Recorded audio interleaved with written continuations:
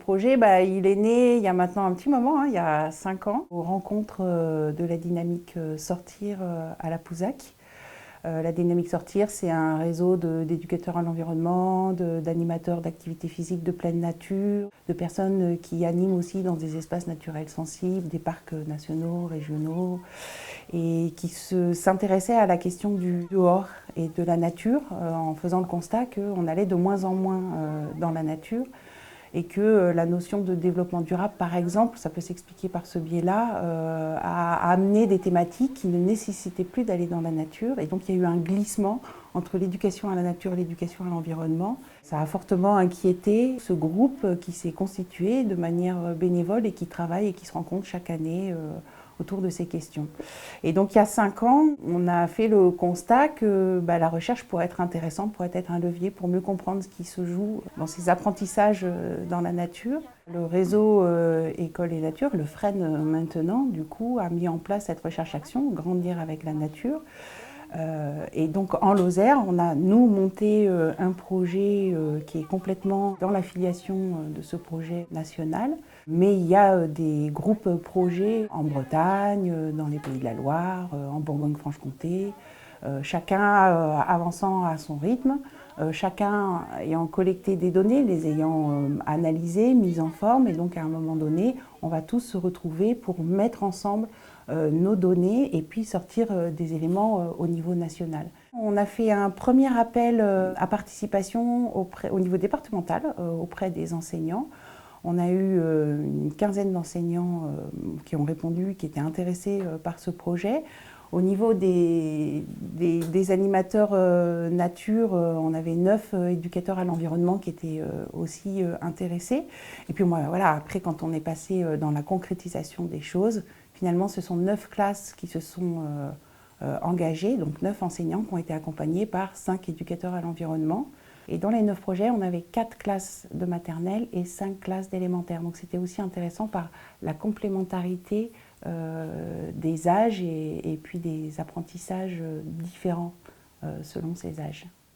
Il n'y avait pas un protocole et des séquences pédagogiques prédéfinies pour chacun. Chacun a pu élaborer, chaque classe avec l'enseignant et l'éducateur à l'environnement ont pu déterminer ensemble un projet pédagogique et un projet de recherche.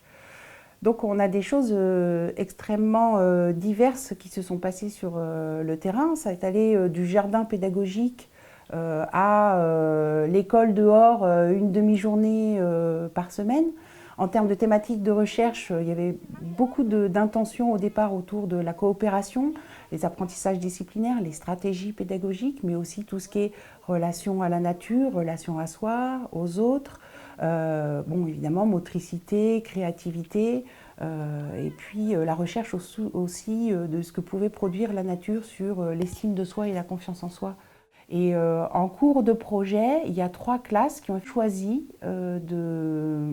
d'aller vers une aire terrestre éducative, qui est un dispositif porté par l'Office français de la biodiversité. Ça a été intéressant, finalement, avec ce dispositif qui est très récent, d'aire terrestre éducative, ça a été un peu comme ça nous a permis de voir les différences qu'il pouvait y avoir et de voir comment on pouvait travailler à avoir plusieurs approches au sein même de ce dispositif aire terrestre éducative. J'avais mis en place ce temps libre dans la nature au retour des cours de PS, puisqu'ils se font à distance de l'école, à peu près à 500 mètres, parce que je participais à un projet d'action recherche, Grandir avec la nature, et je souhaitais leur consacrer, leur permettre de vivre un moment dans la nature régulier, pas quotidien, mais au moins hebdomadaire, voire bi-hebdomadaire, en jeu libre, ce qui me permettait moi de les observer, et en retour de voir quelles conséquences ça pouvait avoir sur leurs apprentissages scolaires. Voilà, si ça avait une incidence. Voilà, c'était le but de ce projet d'action recherche auquel j'ai participé. L'avantage des jeux libres, c'est que moi, ça me laissait le temps, mis à part la surveillance, d'observer un petit peu leur jeu. Et enfin, je prenais un petit peu leurs réactions. C'était le bilan météo, en fait, où ils racontaient un petit peu ce qu'ils avaient vécu.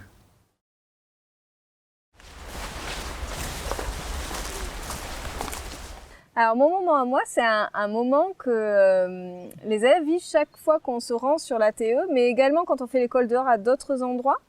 L'idée, c'est que chacun choisit, donc pour l'atelier, c'est un arbre, et choisit à chaque rencontre de repasser du temps avec cet arbre ou pas. Et la consigne, c'est vous allez vous poser avec votre arbre et vous avez la possibilité soit d'écrire ce que vous voyez, ce que vous ressentez, soit de rêver, soit de lire, soit d'observer les changements qui sont arrivés sur cet arbre-là, et ensuite de le faire partager ou pas au groupe. Et ce qui est assez rigolo, c'est qu'en début d'année, on a fait une séquence sur les haïkus. Donc on a travaillé sur les petits poèmes japonais, donc savoir comment ça se construisait, etc. Et en fait, pendant le moment à moi, j'aurais dit, si vous voulez écrire des haïkus, vous pouvez le faire. Et il y a vraiment des élèves qui sont saisis de ça. Et ils ont écrit tout au long de l'année des haïkus. Et là, on travaille avec un père d'élèves pour produire un petit livre.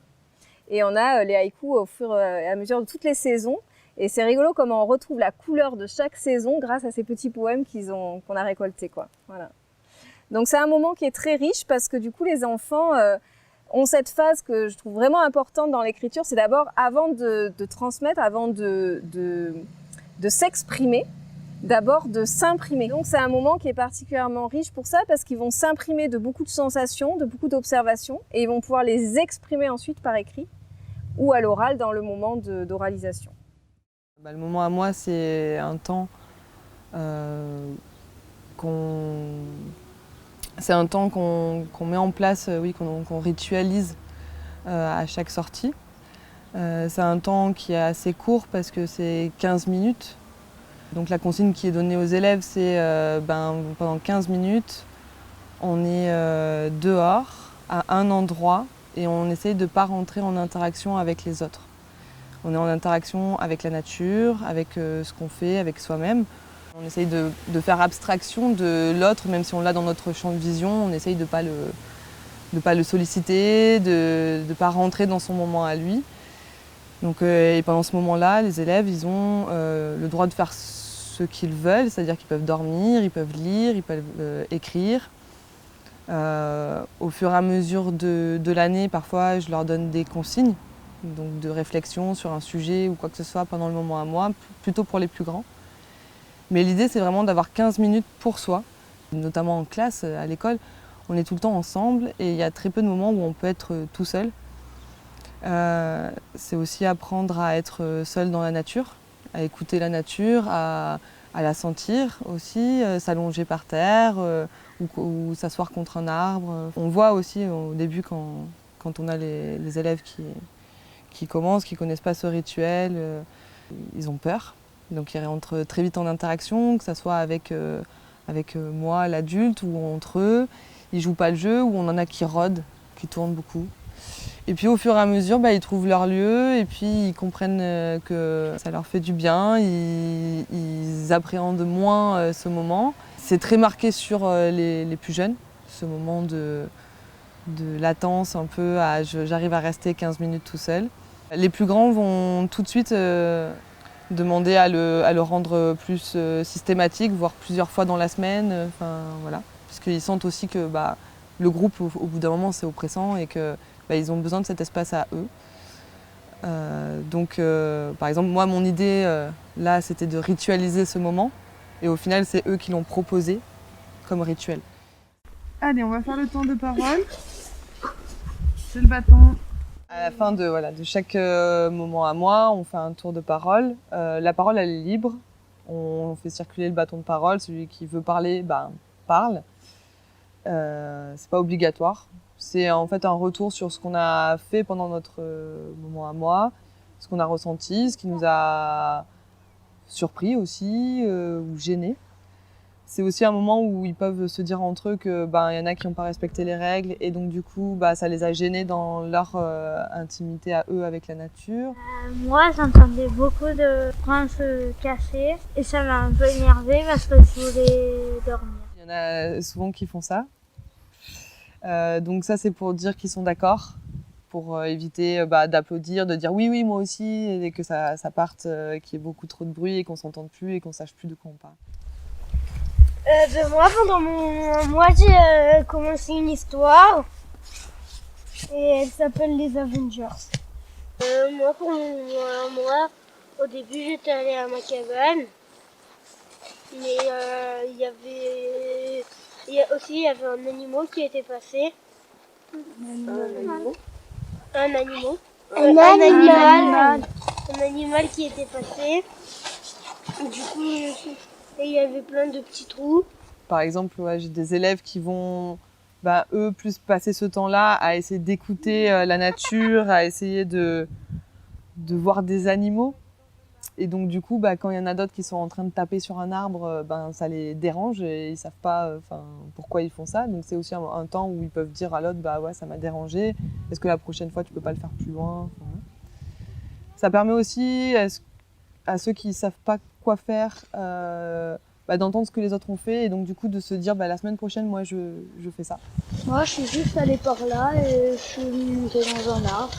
Après c'est vraiment un temps de parole libre, ça permet aussi aux plus jeunes, les CP notamment, d'entendre les plus grands s'exprimer, oser eux après par la suite s'exprimer, être au début dans le mimétisme et puis après dire avec leurs propres mots. Moi c'est que j'ai trouvé pas de place, du coup ça m'a un peu énervé. Vent du matin, vent qui souffle au sommet des grands pins. Sois du vent qui souffle, allons dans le grand vent frais. Vent du matin. La première fois que j'ai vécu le moment à moi, c'était avec Sarah Vauquiez, qui est une très grande animatrice nature. Et alors elle, c'est une Suisse, elle poussait un cri fabuleux, un cri tyrolien. Et donc je me suis dit, moi ça, j'arriverai pas à faire. Alors qu'est-ce que je sais faire? Je vais chanter. Et donc c'est un moment de transition, parce que finalement on est dans sa bulle. Et il va falloir qu'on rejoigne le groupe. Et pour moi, c'est un moment où on va entendre une chanson, et puis petit à petit on va chanter ensemble, et on se retrouve et on refait groupe. On refait du collectif après avoir eu un moment d'intériorité. Et le chant va être cette transition. Alors, on aurait pu faire des percussions corporelles ou un tambourin, mais là j'aime bien parce que c'est plus doux. On a fait des canons, voilà, c'est ça. Donc on reprend des petites techniques, en tout cas on réinvestit des choses qu'on a brassées un peu en classe, quoi.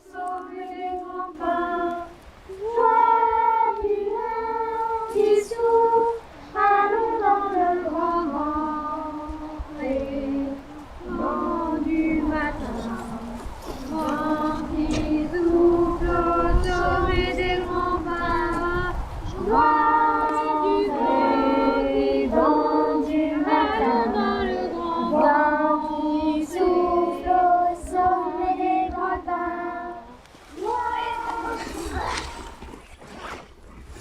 Alors, est-ce qu'il y en a parmi vous qui ont envie de partager ce qu'ils ont vécu pendant ce moment à moi près de leur arbre? Andéol? J'ai trouvé 3 bourgeons par terre, pourtant ce n'est pas la saison. C'est bizarre. Qui d'autre a envie de partager? Gaspard, pareil, debout? Moi, Tu as dessiné. Ah, magnifique. moi si je serais un arbre, j'aimerais... Si j'étais si j'étais un arbre, j'aimerais pas qu'il y ait des gens qui viennent me tronçonner. Alors, ce qui est intéressant dans cette restitution, c'est que on va avoir une montée en compétence en entendant, naturellement en entendant les autres produire des beaux poèmes. Ça va nous ouvrir la possibilité la fois d'après, tiens, moi aussi je vais écrire là-dessus. Et donc, nous dans la classe, on a une règle qui est que si je vois quelque chose qui est bien, je peux me l'approprier et le faire autrement. Donc le copiage est complètement possible. Je leur dis, dans l'évolution humaine, si on n'avait pas copié quelqu'un qui avait trouvé comment semer une graine, on ne mangerait pas aujourd'hui. Donc se saisir des belles idées et les transcender et les améliorer, ça fait partie de notre façon de fonctionner. Donc du coup, le fait de s'entendre parler, d'entendre les idées des autres, ça peut nourrir son propre imaginaire. Des feuilles mortes. Oh, c'est magnifique. Moi, j'ai fabriqué un petit bonhomme avec des branches. Et du coup, j'ai fait un trou dans ça. Et du coup, après, je pouvais enfoncer la branche et du coup, ça fait un petit bonhomme. Enfin, nous sommes de retour. Le soleil éclaire la forêt tout entière. Assez agréable de retrouver le vent et la rivière qui chantonne. Des nuages flottent dans le ciel, quelques oiseaux chantent et le soleil brille. Et j'ai fait un dessin avec le soleil. J'écris un haïku, j'écris mes pensées, tout ça dans la nature.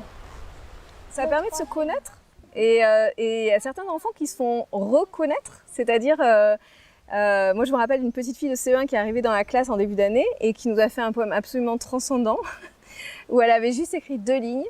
Mon arbre tout tordu devant moi se dresse. Voilà. Et à partir de là, elle avait écrit ça et c'était tellement beau que tout le groupe a été saisi par cette, voilà, ces 2 phrases qui étaient à la fois tellement simples, tellement pures. Et du coup, je pense que ça l'a aidée à s'intégrer dans le groupe classe alors qu'elle arrivait voilà, en CE1 dans un groupe classe qui était déjà formé. Alors, pour commencer ce petit temps d'école en forêt, on va faire une petite activité sensorielle très rapide pour se réchauffer un peu parce qu'on vient d'être statique, qui s'appelle le photographe. On va avoir par 2 un élève qui est le photographe et l'autre élève qui est un appareil photo. Et donc, vous allez positionner, le photographe va positionner son appareil photo qui bouge avec les yeux fermés, donc l'appareil photo est fermé. Et si je suis photographe et que j'ai envie d'attirer par exemple l'attention en prenant une photo sur la canopée sans feuilles, je vais positionner mon appareil photo, je vais cliquer sur clic et il va ouvrir les yeux, il va emmagasiner juste sans bouger cette photographie de la canopée et il va essayer de la fixer dans sa mémoire parce que demain, il faudra écrire une petite phrase sur ce que vous avez vu.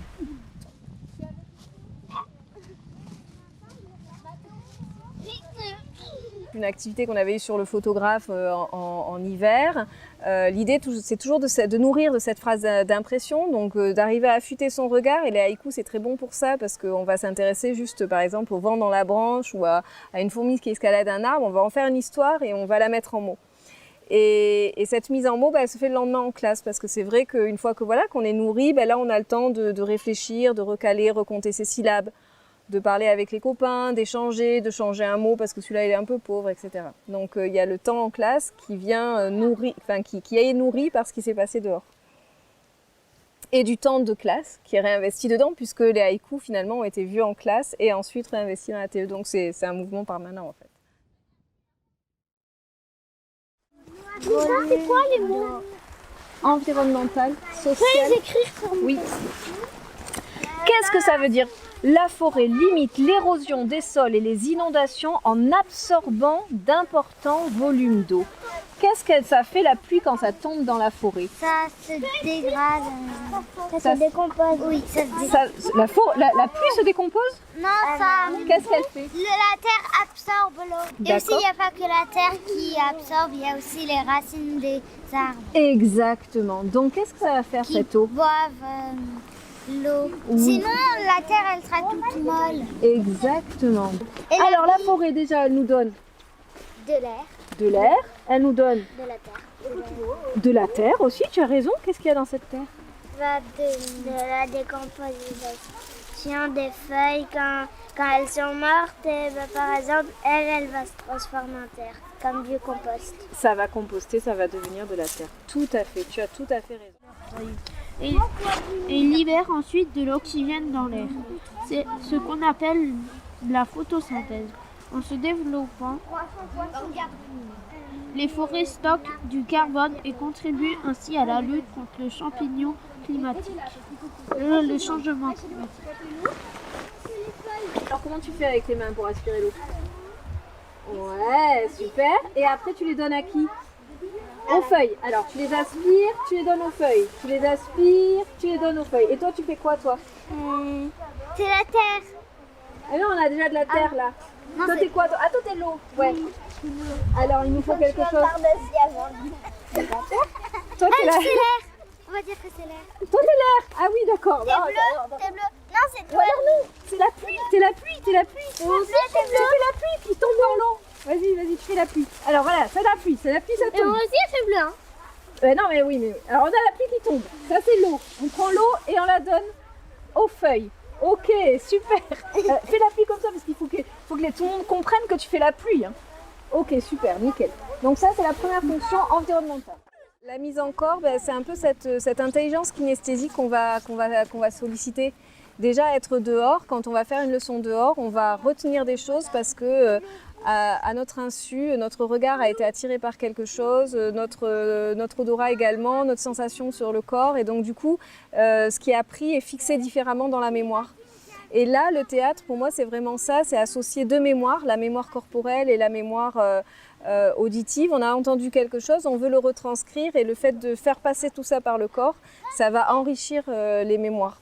Et l'idée, c'était vraiment de se poser la question, voilà, j'ai cette idée, au lieu de la dire, je vais essayer de la transmettre par mon corps, comment je peux la transmettre, et du coup, pour celui qui le fait, il y a un vrai travail d'assimilation de la notion. Et pour celui qui reçoit, eh ben, il y a plusieurs entrées.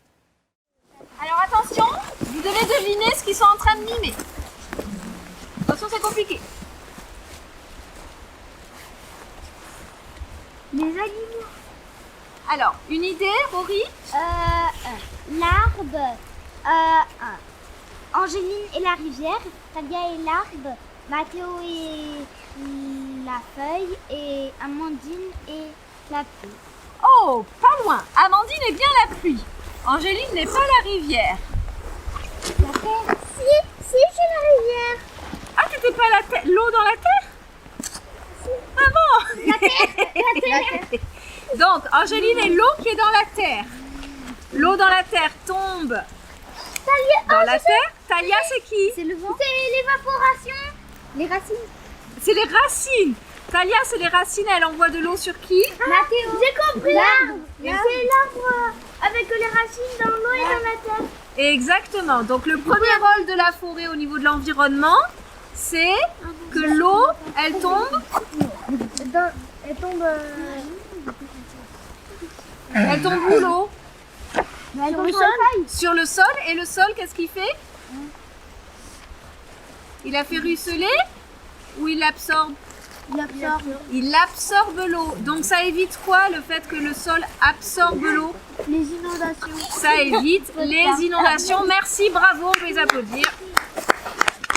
Et ben, du coup, visuel, parce qu'on va voir. Auditif, parce qu'ensuite, on va en parler. Et c'est plus parlant pour moi que juste faire appel à la mémoire auditive en racontant la fonction de la forêt. C'est une fonction écologique. Non, là, j'ai vu et je vais me remémorer le camarade qui a tronçonné l'autre camarade. Ça, c'est une image choc qui va s'imprimer peut-être plus facilement que juste les fonctions de la forêt, c'est de couper du bois. Voilà. Moi, j'ai été invité à participer au projet comme conseiller méthodologique finalement sur les méthodes de recherche-action collaborative, comment faire ça. Moi, mes recherches portent sur comment chacun d'entre nous, on se forme à travers nos expériences de vie et la réflexion qu'on peut avoir sur nos expériences. Donc, j'ai proposé au groupe une démarche qui consiste à ce que chacun analyse, documente les moments les plus intenses, les moments décisifs de cette nouvelle pratique d'école dehors. Je pense que c'est important de souligner que c'est vraiment quelque chose de nouveau. Il y a des expériences aux États-Unis, au Canada, mais pas dans des écoles publiques. Donc comment marier cette expérience de l'école dehors avec des apprentissages, c'est vraiment quelque chose de nouveau. Donc c'est les gens, les participants, les enseignants et les animateurs ont réellement défriché quelque chose de tout à fait nouveau. De quoi est faite cette nouvelle pratique? Et deuxième question, quels sont les effets sur les enfants?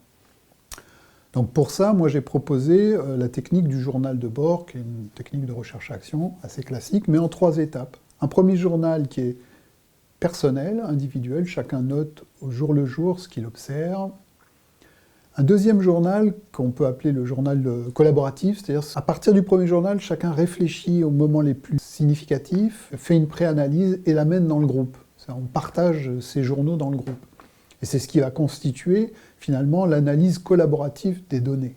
Qu'est-ce qu'on va retrouver de commun des uns ou des autres selon les âges, selon les situations. Et le troisième niveau du journal, c'est ce que les personnes découvriront dans le rapport final, c'est-à-dire que après avoir fait l'analyse des données, après avoir tous ces partages en groupe, chacun va reprendre ses réflexions sur sa pratique. C'est ce qu'on appelle le journal de pratique réflexive, c'est-à-dire c'est quelque chose de beaucoup plus élaboré, qui permet d'avoir une intensité de l'analyse au plus proche de l'action, mais tout de même d'un certain niveau. À chaque réunion, on lisait des journaux et on essayait d'analyser quelles sont les conditions favorables, quels sont les gestes pertinents, quelles sont les nouvelles postures, quelles sont les peurs, les difficultés, les obstacles, les trouvailles. Et chacun pouvait, en entendant le témoignage d'un participant, dire « moi aussi », etc. Donc affiner progressivement ce qu'on appelle les catégories d'analyse. Le résultat, c'est que finalement, dans les chapitres d'analyse des pratiques et des effets observés, notre objectif, c'était de voir quels étaient les grands points, si d'autres enseignants veulent se lancer dans l'aventure, quels sont les éléments clés auxquels ils doivent s'attacher.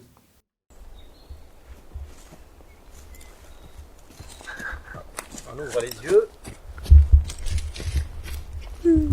Alors, qui veut me dire ce qu'il a entendu?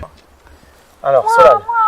Moi, j'ai entendu des gens marcher, des gens partir vers là-bas et des gens venir vers ici. Oui. Et aussi, j'ai entendu des bâtons se casser. J'ai entendu des oiseaux aussi vers là-bas. Moi j'ai entendu un peu la même chose que vous, des bruits de craquement, des bruits de pas, des bruits d'oiseaux. Et je voulais juste savoir, est-ce que vous avez entendu plusieurs oiseaux, plusieurs espèces différentes? Oui. Oui? Oui. Oui, c'est le cas. Effectivement, il y a plusieurs espèces. Alors on va essayer de faire un petit peu le tour de tout ça aujourd'hui. Alors c'était notre petit rituel à chaque fois qu'on arrivait sur la TE, de faire ce concert nature. Voilà, c'était une activité qu'on avait mis en place en collectif avec aussi l'école de Bédouès et l'école de Vébron, voilà, qui avait été initiée par Nathalie Roux, l'enseignante de Vébron. Moi j'ai marqué aujourd'hui en Lozère, il y a des forêts de pins, des maisons, mais plus de guerre mondiale. Il y a des routes, des moulins, des fermes et des champs, des haies. Des haies. C'est bien d'avoir pensé aux haies. Alors, est-ce que les haies, elles sont anciennes? Est-ce que c'est les haies comme on les imagine si je dis des haies? Non. Pourquoi? Des haies nouvelles. Parce qu'il peut y avoir les haies de fleurs. Bah oui, c'est des haies d'arbres. Ouais, et puis qu'est-ce qui s'est passé là? Ces haies, vous les connaissez en plus? C'est d'arbres. Des haies que nous avons plantées. En fait, là, c'est une séquence de conjugaison, clairement, où on travaille sur passé, présent, futur. Donc l'idée, c'est de remixer pour notamment les CE2, CM2, donc les notions qu'on a vues en conjugaison au cours de l'année, donc le passé, le présent, passé avec surtout l'imparfait, le passé composé, le futur et le présent de l'indicatif. Moi, de ce que je peux rajouter, des robots tracteurs, des voitures Renault électriques avec des voitures volantes. Et là, je viens de trouver avec des réacteurs à la place des roues pour préciser comment elles volent. D'accord. T'es vraiment dans le futur. Après, du coup, là, tu expliques les objets et tout ça. Est-ce que, en termes de forme, en termes, je sais pas moi, de couleur et tout ça, est-ce qu'il y aura des choses qui seront différentes dans le futur? Et puis ensuite, on a fait une deuxième séance où là, on est parti sur l'écriture, d'écrire ce paysage. Et donc, du coup, la consigne, c'était de faire 3 textes. Un au présent, aujourd'hui, mon paysage, il ressemble à ça. Un au passé. Dans le passé, il ressemblait plus à ça, il était comme ça, enfin voilà, pour vraiment utiliser l'imparfait, donc ce temps de la description, aussi, voilà. Et dans le futur, comment j'imagine ce paysage, il sera comme ça. Et donc l'idée, c'était vraiment voilà, de faire plusieurs séances, parce que ça a pris plus de temps. Ça a pris plus de temps. Non, c'était prévu qu'il y ait plusieurs séances, mais ça a pris du temps quand même de rédiger déjà avec leur premier avis, revenir sur leur écrit. Ils ont beaucoup de mal à cet âge-là à se dire qu'un premier jet n'est pas fini en fait. C'est assez complexe. Donc ils ont leur texte devant eux, même si c'est un brouillon, se dire que je vais reprendre un brouillon, ils savent pas, ils se disent je peux pas écarter les lignes, il va falloir que je réécrive, vraiment, ça c'est un exercice difficile. Donc du coup partir d'un paysage réel, ça amène aussi une motivation supplémentaire. L'idée après voilà, c'est vraiment de retravailler les temps de conjugaison, donc vraiment d'arriver à se corriger sur la conjugaison qu'on a utilisée. Qu'est-ce que tu as corrigé? J'ai fait le double S. Ok. Mais du coup, chasser, c'est pareil, tu vois. Vu que c'est entouré avec un A et un A, et ben s'il est tout seul, le S, il zzz. Alors, j'efface. Vite, vite, vite.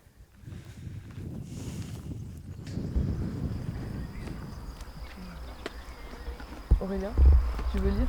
Oui. Aujourd'hui, en Lozère, il y a des forêts de pins, des maisons, mais plus de guerre mondiale. Il y a des routes, des moulins, des fermes, des champs, des haies que l'école de la parade a plantées. Okay. Des retours? Oui. Nino? Je trouve qu'il y a beaucoup trop de dés. Parce que là, il faut bien un déterminant pour dire qu'il y en a plusieurs. Ça va être difficile de trouver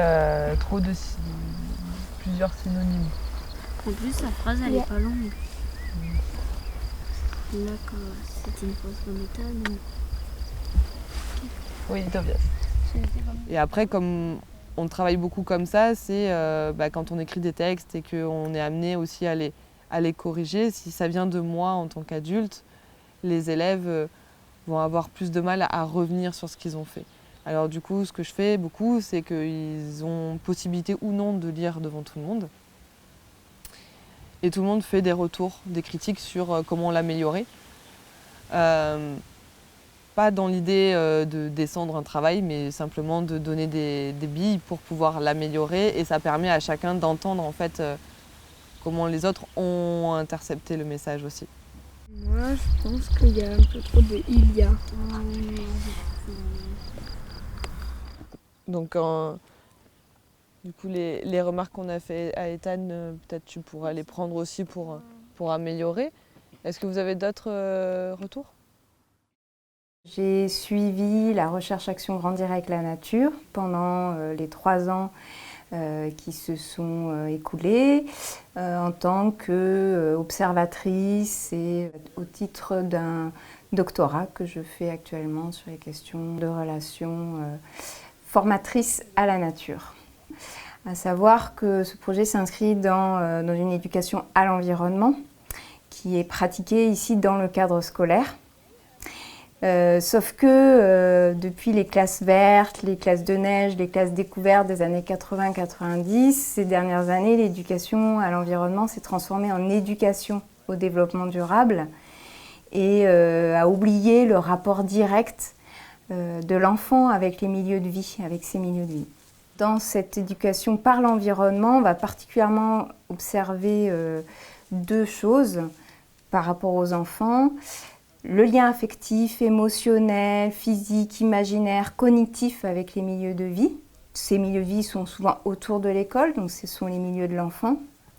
Et on va aussi explorer ce qui se passe au niveau relationnel, c'est-à-dire la relation vis-à-vis d'eux-mêmes pour les enfants, vis-à-vis des autres enfants, vis-à-vis du groupe et vis-à-vis du monde, de ces milieux de vie, de la nature. Finalement, on va se poser plusieurs questions. Comment l'école dehors agit sur les enfants et sur leurs relations à eux-mêmes, aux autres et au monde. Et pour les enseignants, comment l'école dehors permet de réinterroger leurs pratiques et leur façon d'appréhender les enfants. Parce qu'il y a aussi un impact là-dessus.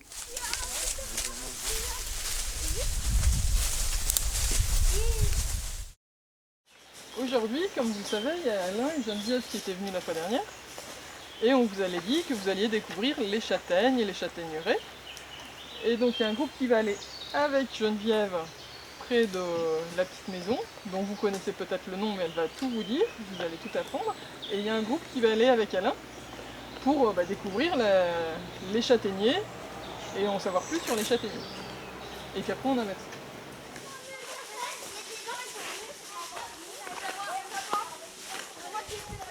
Alors, dans ce groupe, on va parler de la récolte et de la transformation des châtaignes.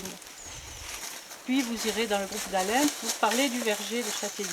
Mais je suis quand même obligée de vous en dire 2 mots, puisque là on se trouve sur un ancien verger. À quoi je le vois, il y a des grands arbres qui sont de vieux châtaigniers, là, là, et il y en a un derrière aussi. Et c'était avant un verger. Ça veut dire qu'il faut imaginer qu'il n'y avait que des châtaigniers. Donc là, c'était des intervenants qui avaient été sollicités par le Parc national des Cévennes. Donc ils étaient connus pour leurs compétences sur la châtaigneraie puisqu'ils en ont une qu'ils exploitent. Et là où c'était vraiment intéressant, c'est que justement, les gestes sont fluides, la parole est tout autant fluide quand ils transmettent leurs connaissances puisque c'est leur quotidien. Et l'idée, c'était vraiment de faire un saut dans le passé, tendre la main sur cette châtaigneraie qui n'est plus exploitée maintenant, comment elle était les années précédentes. Donc on bascule dans l'histoire et à la fois on acquiert des connaissances qu'on peut réinvestir aujourd'hui. C'est-à-dire, par exemple, aujourd'hui, là, je pense qu'ils ont tous été surpris par l'intervenant qui montre comment greffer un arbre en deux petits coups de sécateur. Paf, du coup, la fente est faite, on met le greffon, on ligature et c'est fait. Donc, on attache. Cette attache, ça s'appelle une ligature. Un mot un peu compliqué. À quoi ça sert cette attache? À le tenir. Parce que là, qu'est-ce qui va se passer aussi bien dès qu'on a... Ça va craquer, ça va tomber. Dès qu'on a le dos tourné, il y a un oiseau qui va venir, qui va se poser là-dessus pour regarder ce qui s'est passé. Donc il vaut mieux bien l'attacher.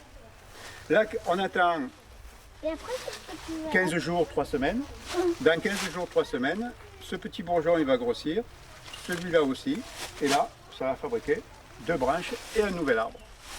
Donc ça veut dire qu'en fait ça fonctionne comme ça, c'est pas si compliqué que ça. C'est un savoir ancestral qui n'a pas été transmis. Donc là on a une transmission intergénérationnelle sur des techniques qui sont utilisées depuis la nuit des temps. Et pour moi ça fait vraiment partie des choses sur lesquelles il faut qu'on agisse. C'est-à-dire qu'on donne aux élèves les clés pour apprendre ces techniques-là. Et qu'on leur mette un petit peu la puce à l'oreille sur ah oui, mais en fait, se nourrir, ça peut aussi redevenir quelque chose qu'on s'approprie. Avoir des châtaignes, ça peut être quelque chose faisable dans une châtaigneraie qu'on va restaurer, etc. Donc faire ce pont entre ce qui se faisait avant, tout en se disant qu'aujourd'hui, ça pourrait être aussi fait, ça fait partie pour moi des choses importantes à transmettre. Et comment ça se passe après, quand arrive l'automne? On dit qu'on va pouvoir récolter les châtaignes. Et qu'est-ce qui se passe pour qu'on puisse récolter les châtaignes?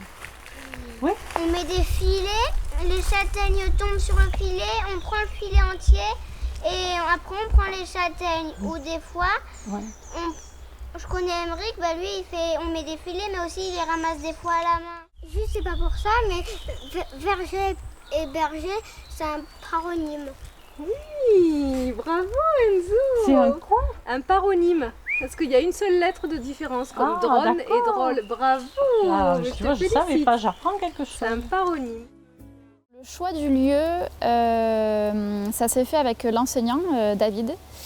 Il avait envie que les élèves soient immergés dans une vraie forêt. Parce qu'on aurait pu aller dans un parc qui est à quelques centaines de mètres de l'école, mais qui est un parc qui est aménagé.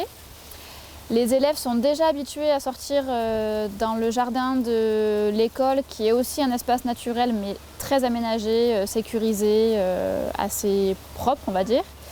Et donc on avait envie de les amener dans un endroit qui était vraiment un peu plus sauvage, et pour qu'ils soient en contact direct avec l'ambiance forestière aussi. On ne voulait pas un parc avec juste quelques arbres, on voulait une ambiance forestière. Qu'est-ce que c'est ça que vous avez ramassé, les filles? C'est des châtaignes. Ce sont des châtaignes, tu crois? Non, c'est des pommes bannies. Ce sont des pommes de pin. Le choix de la période, c'est qu'on a souhaité démarrer le projet dès l'automne, début d'année scolaire, et que les séances se déroulent au fil des saisons. Donc moi, j'accompagnerai la classe 4 fois. Et elle est grosse, celle-là. Et donc là, c'était la sortie d'automne. Et parce que surtout en forêt, la saison automnale est quand même marquée et c'est intéressant de sortir à ce moment-là, quoi. C'est quoi ça, à votre avis? Moi, je crois que c'est ça que les écureuils, ils viennent manger dans les pommes de pin. C'est un plus. C'est un plus parce que déjà pour les élèves, c'est un petit événement, une nouvelle personne dans la classe.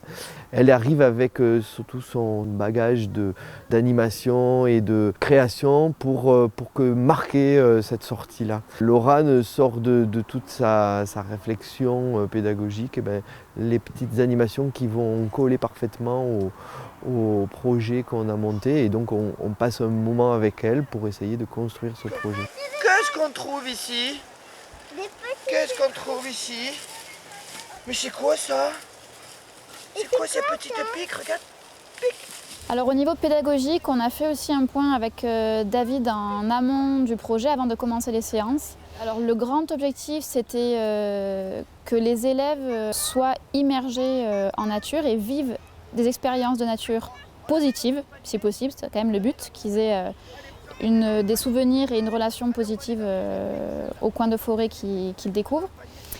Et après, il y a plusieurs objectifs pédagogiques, mais donc c'est en lien avec les besoins que David a exprimés, de travailler sur la motricité. Là, on était en plein dedans.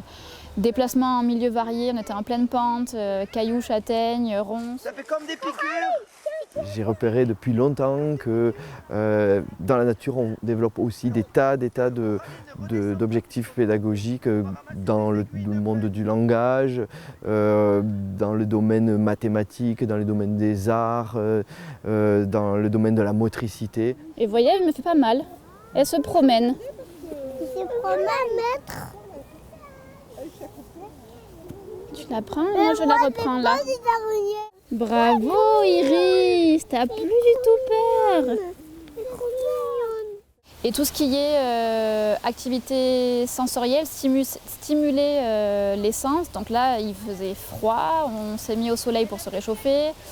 On était dans la découverte tactile et visuelle de différentes matières, différents éléments naturels. Et puis on commence à travailler les tris par objet, les tris par couleur, par matière, les quantités, beaucoup de châtaignes, un petit peu de châtaigne, c'est lourd, c'est léger. C'est plein de notions comme ça qui se jouent, sachant que là c'était la toute première sortie avec les élèves. La plupart découvrent la forêt, mais ils découvrent également l'école, être ensemble pendant une journée entière. Allez, on la met là. Je me suis investi depuis 2 ans et demi en m'organisant de telle façon que les élèves, chaque semaine, sortent une demi-journée de l'école pour faire école dehors. Quand on sort, quoi qu'il arrive, on a un temps d'activité, une activité qui est prévue. Il y a un temps de marche pour arriver jusqu'au lieu. Et on sait, enfin en tout cas maintenant je le sais, j'en suis persuadée et je laisse la place à ça. Il y a ce qu'on peut appeler le plus fort que tout, c'est-à-dire ce moment qui n'était pas du tout prévu, qui les interpelle et du coup moi en tant qu'adulte et puis aussi référence pour eux en fait des connaissances. Même s'ils savent très bien que je ne connais pas tout, mais ils vont me solliciter. Il y a cet épisode du terrier. Le terrier, il est là depuis le début. Il y a certains élèves qui l'avaient remarqué vraiment au tout début quand on passait à cet endroit, mais ça ne les avait pas spécialement marqués. Et le jour de la neige, il était vraiment marqué, il y avait les traces. Et donc là, tous les élèves se sont retrouvés autour. Et se sont intéressés à cette histoire de terrier, ce qui a donné aussi lieu à la séance d'après de suivre les traces, les pistes, imaginer des histoires autour de ces pistes parce que on suit des traces de lièvre et puis d'un coup on croise la piste d'un renard. Qu'est-ce qui a pu se passer entre ces animaux-là? Est-ce que le renard est vraiment arrivé en même temps que le lièvre? Est-ce que le lièvre s'est fait manger par le renard? Donc on continue la piste pour être sûr qu'il a pu s'échapper. Et la neige, voilà, c'est un élément qui est le plus fort que tout parce que on le prévoit pas. On se retrouve à cet endroit-là, on va faire une activité. Moi, quand il a commencé à neiger, j'avais pas du tout prévu qu'il y ait la neige à ce moment-là. Donc mon activité, elle est juste tombée à l'eau parce que ça peut pas se faire avec de la neige. Surtout qu'il faut être en mouvement, donc pour pas avoir froid. Donc alors on fait d'autres d'autres sports après, de manière générale à l'école, des sports collectifs, des sports, aussi de la danse et tout ça. Cette année, on a tout fait dehors, mais on fait toujours un peu de sport parce qu'il y a une marge d'approche, parce que ça se prête si on veut, voilà, quand il y a la neige, quand on a un grand champ immaculé de blanc et juste laisser sa trace dans la neige, c'est magique, c'est un côté magique. Et ceux qui ne courent pas d'habitude, là, tout le monde a envie de courir, de rouler, voilà. Donc c'est une motivation. Ça permet aussi de voir que c'est pas parce qu'on est grand qu'au final on y arrive mieux, parce que savoir aussi marcher, courir dans la neige, c'est pas le même exercice que sur terre ou sur un terrain. Ça permet à d'autres de découvrir, parce que là j'avais 3 Mexicains qui ne connaissaient pas la neige, donc c'est aussi des jeux. On arrive en CM2, on n'a jamais vu la neige, et puis d'un coup on te dit là tu vas courir dans ce champ blanc. Voilà, c'est assez magique aussi. Au départ, quand c'était donc le cadeau du Père Noël à la classe, d'amener un thermos, parce que sur le Cosméjean il fait quand même régulièrement froid ou très chaud. Donc il nous fallait quand même quelque chose de chaud, pour pouvoir avoir un moment aussi de réconfort, parce que quand on passe toute l'après-midi dehors, c'est aussi apprendre aux élèves comment s'équiper avec les vêtements, mais aussi comment je fais pour que mon corps il aille mieux si j'ai froid, qu'est-ce que je bois, qu'est-ce que je mange aussi, ça va pas. On doit enseigner en fait aux élèves dans le parcours santé ou quoi. Voilà. Ça permet aussi d'avoir un moment convivial tous ensemble. On est en cercle, on partage cette tisane. Et pédagogiquement, ce que je voulais, c'était qu'on fabrique après nous nos propres tisanes avec ce qu'on trouvait sur le COS. Donc là, on a commencé à récolter des plantes aromatiques qui pouvaient faire office de tisane. Mais oui, il y a tout le monde qui sait. Bon, tant pis. Ce que je retiens aussi de cette recherche-action, c'est que finalement, on est passé de enseigner, éduquer dans et pour la nature à enseigner, éduquer avec la nature, comme un véritable partenaire pédagogique. Et ce changement-là de posture, pour moi, il est essentiel. Et il participe des objectifs qu'on s'était donnés, qu'on se donne dans le cadre de cette recherche-action. Moi, ce qui me frappe en termes de résultats, c'est qu'on avait déjà au départ des participants très expérimentés, chacun dans leur domaine, enseignants ou animateurs nature. Il y a eu vraiment un métissage des pratiques très très impressionnant. Et aujourd'hui, après 3 ans, là, on voit le niveau de réflexion, d'intégration de l'expérience de nature et de l'accompagnement des apprentissages, faire que l'expérience de nature soit une source d'apprentissage finalement. Et là, c'est une toute nouvelle pratique pour les enseignants qui sont habitués à transmettre. Là, il s'agit d'accompagner la réflexion, d'accompagner le cheminement de l'enfant vers le savoir. Et c'est assez extraordinaire à voir, autant dans les maternelles, sur le plan de la motricité, qu'au niveau primaire, sur l'apprentissage du français, de l'histoire, qui devient intégré par l'expérience. Et je pense qu'on est juste au début d'une découverte, d'une nouvelle pratique. Réellement, le niveau auquel sont arrivés les participants est tellement impressionnant que je pense que dans les années qui viennent, on va encore découvrir de nouvelles choses. Finalement, ce qui serait intéressant pour la suite, ça serait de pouvoir monter une autre recherche-action, toujours en partant avec toujours cette idée de partir des questionnements de terrain, et puis d'aller explorer par discipline et par âge ce que produit la nature pour aller dans une connaissance beaucoup plus fine de ce qui s'y joue.